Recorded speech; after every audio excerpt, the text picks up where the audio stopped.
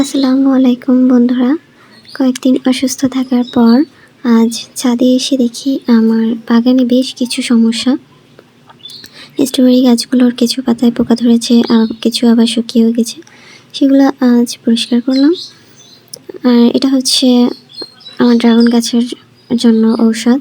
গাছে প্রচুর পিঁপড়া হয়েছে, তাই নিয়ে আসতে বলছিলাম, নিয়ে এসছে। এবার এটাকে প্রস্তুত করে আমার গাছে দিব।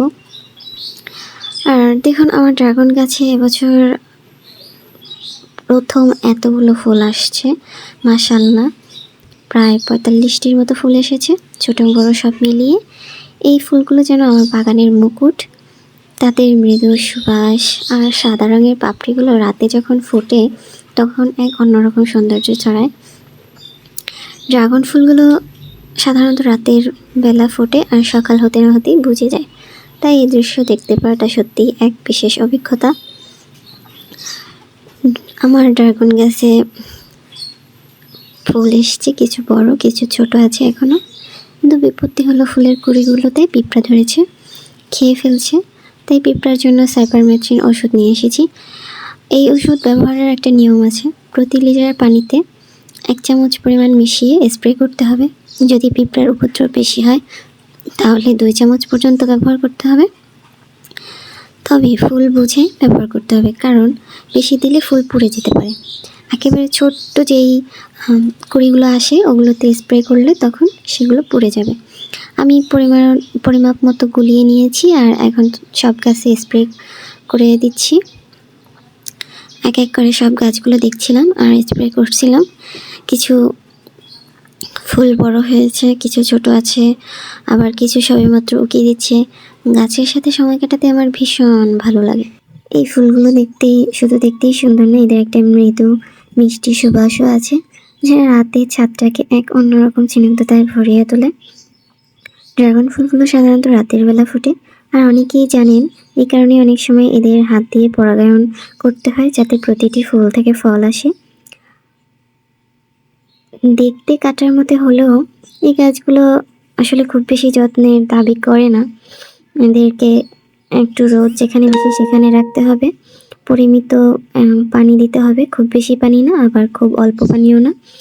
আর একটা শক্ত অবলম্বন পেলে এরা এত সুন্দরভাবে ফল দিতে পারে। নিজের হাতে লাগানো গাছ থেকে যখন ফুল ফোটে আর ফলের সম্ভাবনা তৈরি হয়, সেই আনন্দটা ভাষায় প্রকাশ করা কঠিন। আমি এখন অধীর আগ্রহে অপেক্ষা করছি কবে এই ফুলগুলো থেকে টসটসে ড্রাগন ফল আসবে। সেই মুহূর্তটা সত্যিই খুব স্পেশাল হবে। আমার এই সবুজ বন্ধুরা যেন আমার মনের সব ক্লান্তি দূর করে দেয়। তাদের বেড়ে ওঠা দেখতে পারাটাই আমার জন্য এক দারুণ প্রাপ্তি। এই দেখুন, আমার স্ট্রবেরি গাছ পাশেই আছে, রজনীগন্ধা, গন্ধরাজ, বেলি ফুল, কাঠটা মেহেদি, কাঠামুকুট এবং আরও অনেক গাছ। কিছু গাছ ক্যাম্পাস থেকে আনা, কিছু আবার বান্ধবীর দেয়া উপহার। সত্যি বলতে এই গাছগুলো আমার প্রাণ ভোমরা। যখন মন খারাপ থাকে এখানে এসে একটু সময় কাটালে মন ভালো হয়ে যায়। অনেকদিন ছাদে ওঠা হয়নি বলে সব গাছের গোড়ায় আগাছা জমে গিয়েছিল, সেগুলো পরিষ্কার করলাম। এই গাছটার পাতা শুকিয়ে গিয়েছিল, সেগুলো ছেটে দিয়েছি। এটা আসলে একটি ইনডোর প্লান্ট। ব্যালকনিতে, ঘরের কোণে, পড়ার টেবিলে বা টিভির পাশে রাখলে খুব সুন্দর লাগে। কিন্তু যেহেতু আমার সব গাছ ছাদেই থাকে, তাই একেও আমি ছাদে নিয়ে এসেছি। আমার আরও অনেক ইনডোর প্লান্ট আছে, যেগুলো আমি ব্যালকনি বা ঘরে না রেখে ছাদেই রাখি। আর এই দেখুন, এটি আমার কাঠামুকুট গাছ, ছোট কাঠামুকুট। এর গোড়ায় জমিয়ে থাকা আগাছা পরিষ্কার করছিলাম। আর ওই যে একটা বড় কাঠামুকুট নতুন করে একটা পাত্রে সেট আপ করেছি, এটাও বেশ সুন্দর একটা ফুল দেয়।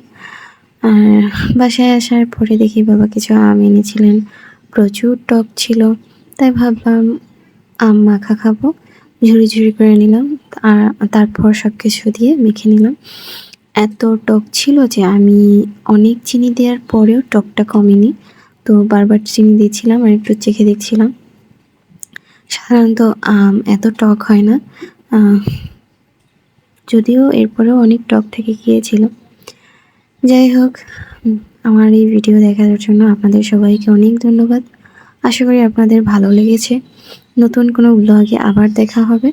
ততদিন পর্যন্ত সবাই ভালো থাকবেন, সুস্থ থাকবেন। আল্লাহ হাফেজ।